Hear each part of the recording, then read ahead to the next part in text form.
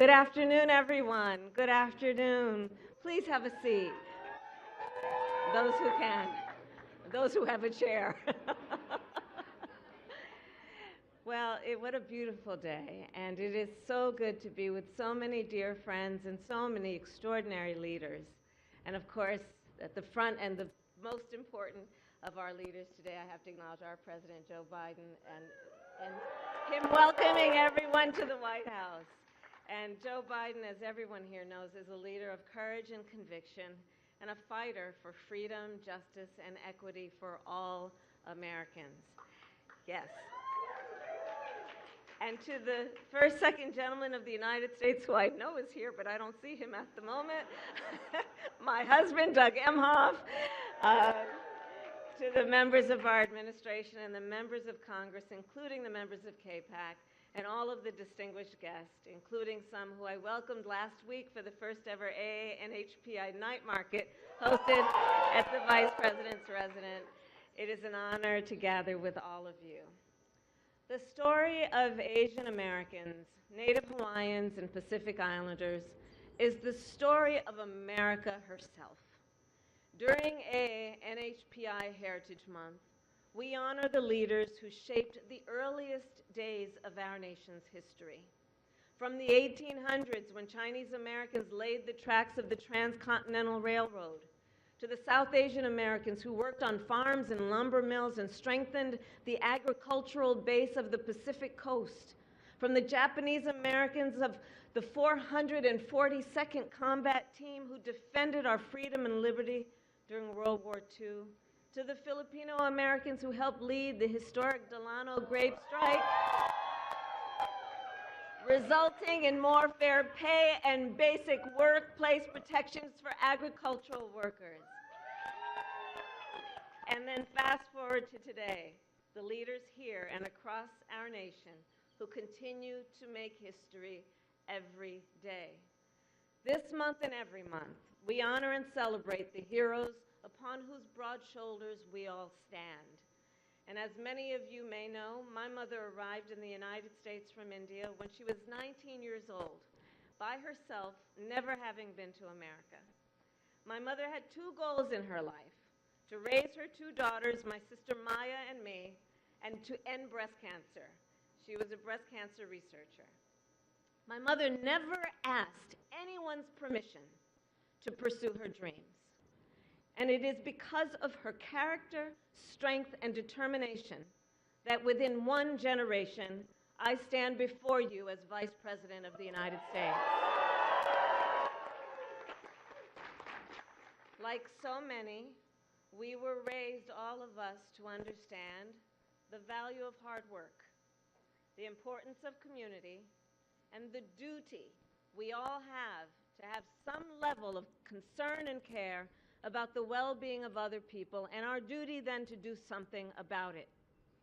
You know, there's been something quite perverse, I think, happening in our nation over the last several years, where some people would suggest that the measure of strength is based on who you beat down, instead of what we know. The true measure of strength is based on who you lift up. In this moment, we see extremists who try to divide our nation. We see so-called leaders with the biggest pulpits and the biggest bully pulpits who encourage and incite xenophobia and hate, including anti-Asian hate. We see a full-on assault, state by state, on our most fundamental freedoms and rights: the freedom to vote, the freedom to live safe from the horror of gun violence, the freedom from hate and bigotry, the freedom to love who you love openly and with pride, the freedom to learn and acknowledge our true and full history, and the freedom of women to make decisions about their own body and not have their government tell them what to do. And so in this moment, I'll close by this. I am reminded of the words of one of my dearest friends and a mentor to me, Secretary Norm Mineta. Norm often said, "You have two arms, one to climb the ladder of success, and one to reach down and pick someone up and pull them up behind you." This AA-NHPI Heritage Month, let us all celebrate those who have lifted up our nation, and to honor their memory, let us renew our commitment to lift as we climb. And now it is my great privilege to introduce a leader who has inspired people around the world and who has fought for years with such courage for equity and for justice. Please welcome Lucy Liu.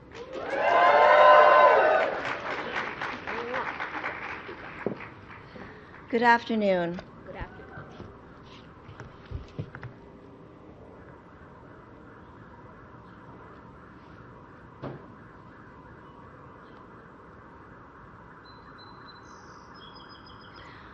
I am deeply honored to have been introduced by Vice President Kamala Harris, a trailblazer, a beacon of hope for women and people of color everywhere. Yes, let's give it up for her. Her historic election as the first female Black and Asian American Vice President of the United States is a testament to the limitless possibilities of the American dream. Thank you for your leadership and your inspiration.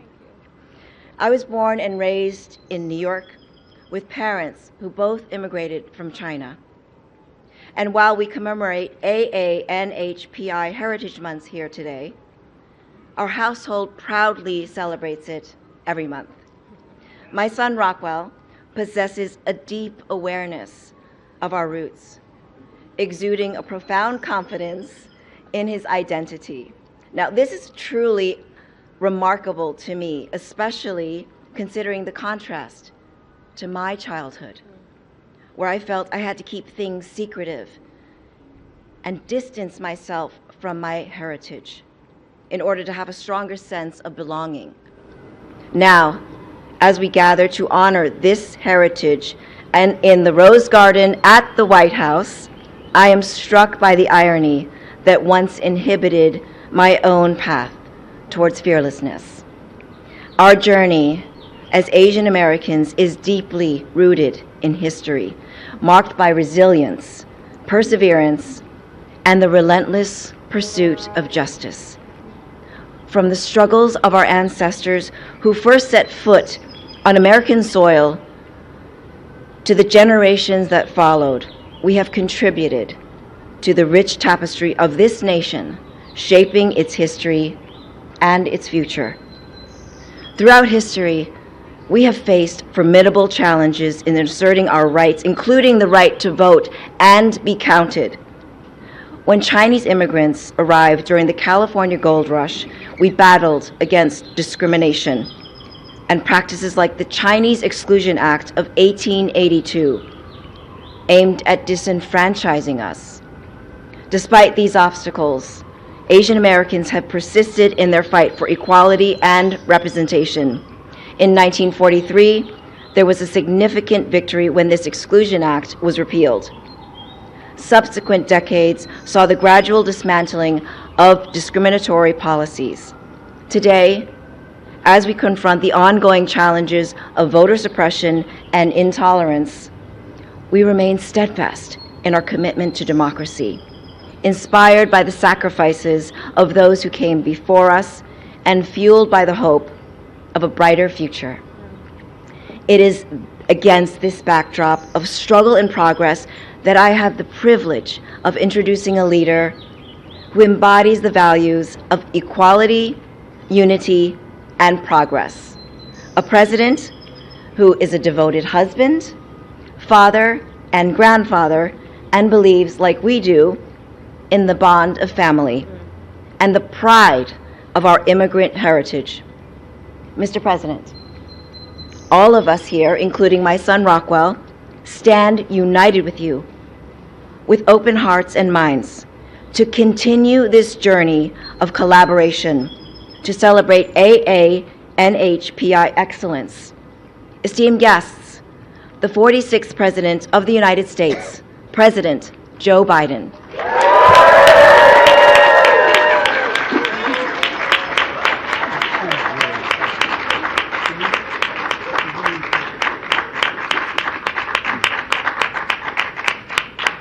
My name is Joe Biden. I work for Kamala Harris. I asked her to be my vice president because I knew I needed somebody smarter than me. Folks, happy Asian American, Native Hawaiian, Pacific Islander Heritage Month. Here in the White House. And thank you, Lucy, for that introduction and all you do for the community on and off the screen. Kamala, our historic vice president, who represents the community with such great pride. And Doug, I know you're here somewhere, but wherever you are, Doug, he's back there. Okay, anyway, our first, second gentleman. He's here along with so many of our friends. Maisie and Tammy, two leaders in the United States Senate. There you are. And Chair of the Congressional Asian Pacific American Caucus, Representative Judy Chu. There you are, Judy. And other members who represent the community in growing numbers in each election. As Kamala mentioned, that includes the family of the late Norm Mineta, who was a great friend and a great leader. In fact, this year marks the 25th anniversary of the creation of the White House Initiative on Asian American, Native Hawaiians, Pacific Islanders, and Norm supported it. And by the way, I was educated by a guy who, if I can digress for just a moment, one of the people when I first got here, I didn't want to be here because I just lost my family in an accident. And there was a guy named Danny Inouye who came along. Danny had more grit and determination than anybody I ever knew. And he was a guy who stood tall. And this is a guy who, anyway, I don't want to get started, but he taught me an awful lot. Several commission members are here as well, and I want to thank them. Kamala and I are committed to having an administration. When we got elected, we said we're going to have an administration that looks like America, and it does. We do. We have members of every community. There's so many of them here today, including our cabinet. U.S. Trade Representative Catherine Tai. Catherine, there she is. Acting Labor Secretary Julie Su. And above all, thanks to all of you, leaders of labor, business, philanthropy, civil rights, arts and culture, and so much more. All of you represent a simple truth. There is no singular Asian American, Native Hawaiian, Pacific Islander identity, and diversity in those cultures, the breadth of achievement, and shape the strength and fabric of this country. But it's not all the same. The fastest growing demographic in the United States, we represent how we are as a nation of immigrants, a nation of dreamers, a nation of freedom. And that's the America we share. We made incredible progress together. 15 million new jobs, a record. Historic low levels of unemployment, record small business creation. In fact, loans from our Small Business Administration to the AANHPI small business is up 44% compared, by the way, the dog is cheering for that. That was the dog up front here. He's all for it. He's employed. And look, because we expanded the child care tax credit during the pandemic, and by the way, not one Republican voted for it, we cut Asian American child poverty by nearly 25%, a record low. Lower costs across the board. We finally beat Big Pharma and got Medicare the ability to negotiate lower drug prices. For example, we capped insulin at $35 a month, down from $400. It only cost them $10 to make it. And seniors on Medicare, including your parents and grandparents, are beneficiaries. Not only save lives, but interesting fact, around my Republican friends, it saved the budget $160 billion. $160 billion. Because Medicare no longer has to pay those exorbitant fees and prices. And we're now making college more affordable. We're relieving student debt for millions of students, including so many in the community. And we secured the largest increase in Pell Grants in a decade. It matters now nearly 40% of NAH and NHPI students rely on Pell Grants to get to college, nearly 40%. More people have health insurance today than ever before in the history of this country, including in the community. And I'm proud my administration announced DACA recipients will finally get access to health care through the Affordable Care Act. And by the way, I proposed the most comprehensive immigration reform bill in decades. It includes a pathway to citizenship for dreamers and expands the number of green cards so more families can build their American dream together. And now Congress has to act, do the right thing. We're both going to keep pushing forward. Thanks to decades of advocacy by so many of you, I'm proud our administration recently announced major changes to how federal government collects and reports federal data on race and ethnicity. By disaggregating data on the community, that it so deserves, we can better serve the entire community, individual communities. After all, our government didn't really see Korean Americans distinctly from Filipino Americans. But how can we address each community's needs without understanding the specific needs? We're changing that. We're also making historic investments to rebuild roads and bridges and lead the world in science and innovation. That includes the most significant investment ever in climate in the history of the world, over $368 billion. Ever so many leading the way. I signed the most significant gun safety law in nearly 30 years, which matters, as I've mourned with you in Atlanta, Monterey Park, and Half Moon Bay, been there to meet the families. Together we won't stop until we finally ban assault weapons as well. I could go on, but look, the point here is we're lowering costs, expanding opportunities, and protecting freedoms. That's in stark contrast to my predecessor's view of America and his view of all of you. We'll never forget him lying about the pandemic. We'll never forget the rise of anti-Asian hate crimes during the pandemic. I'm proud to have had to, I'm not proud to have had to, but I'm proud to have signed this COVID-19 Hate Crimes Act with your support. We've also provided historic value and funding for public safety in local communities that's bringing its results. We're seeing a 50-year low in violent crime in America. San Francisco, for example, anti-Asian hate crimes are down 75% over the last 2 years. When Trump was in office, he enacted a $2 trillion tax cut, overwhelmingly benefiting the super wealthy and the very biggest corporations that exploded the federal debt. His administration added more to the federal debt than any previous presidential term in American history. And now he and his congressional Republican friends want to do it again. At the same time, he wants to, quote, I love his terminology, terminate the Affordable Care Act, kicking millions of you and your families off of insurance and taking away protections for pre-existing conditions, affecting millions of people. And Social Security and Medicare, my predecessor says, quote, there's a lot we can do in terms of cutting. Not on our watch. Not on our watch. Not on our watch. And he brags about cutting Roe v. Wade, making sure it's overturned. But Kamala and I are going to keep fighting to restore Roe v. Wade until it's the law of the land again.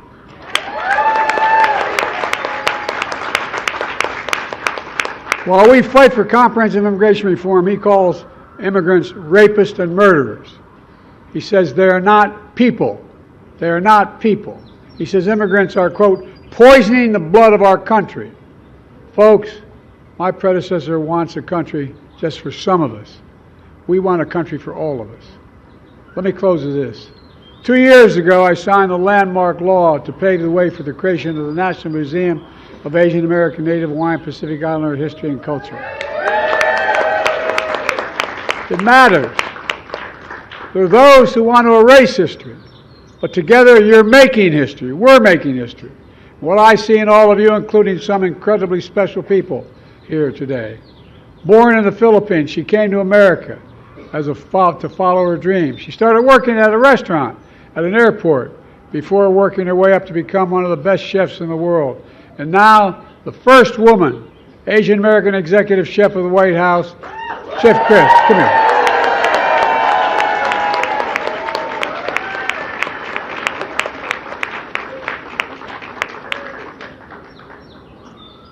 Come on up here, Chef.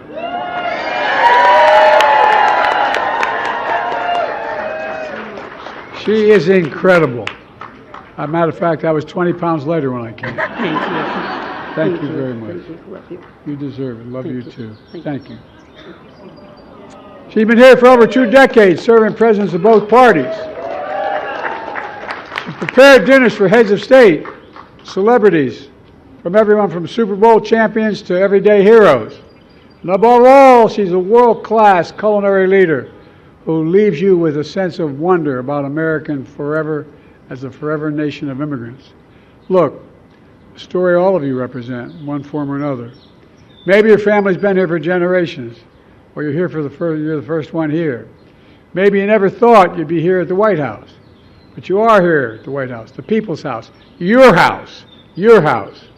We see you. There's always been a competing set of values and visions in America. It's existed never as starkly as today. One held by my predecessor of revenge and retribution. The other of hope and opportunity that we all share. Honesty, decency, faith, fairness. That's the future we're building together. And it's because of you, and I mean it sincerely, it's because you have never been more optimistic about America's future in my entire career. We just should remember who we are. We're the United States of America. And there is nothing beyond our capacity when we act together, and that's what we have to do, and that's what we are doing. God bless you all, and may God protect our truth. Thank you.